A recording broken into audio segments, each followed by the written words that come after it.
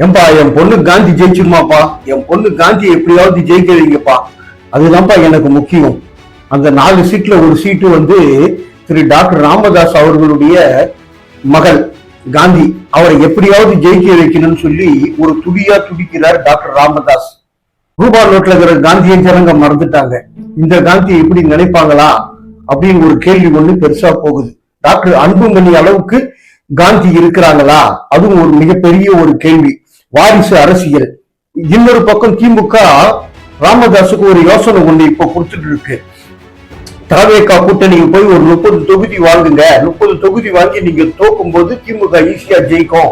இது ஒரு அனலைசிங் ஒண்ணு ஓடிட்டு இருக்கு. இருந்தாலும் டாக்டர் ராமதாஸ் அவர்கள் நிலைப்பாடு ஒண்ணுமே புரியாம ஒரு குழப்பத்துல இருக்கிறார். அதுதான் உண்மை. ஒழுங்கா டாக்டர் அன்புமணி கிட்ட கட்சி நீதான் நடத்திக்கப்பா அப்படின்னு சொல்லிட்டு போகலாம். ஆனா வயசான காலத்துல ஒரு போராட்டம் ஒண்ணு நடத்திட்டு மிகப்பெரிய ஒரு தோல்வியை நோக்கி போறார். எந்த சமூக மக்களுக்காக அவர் போராடினாரோ, குறிப்பிட்ட சமுதாய மக்களுக்காக எல்லாம், அவருடைய தமிழ்நாட்டு மக்களுக்காக அனைத்து தரப்புக்காகவே போராடினவர் இன்னைக்கு அனைத்து தரப்பு மக்களாலும் 2026 அவர் ஒதுக்கப்படுவார் என்பதுதான் இப்பத்தியோட கள நிலவரம்.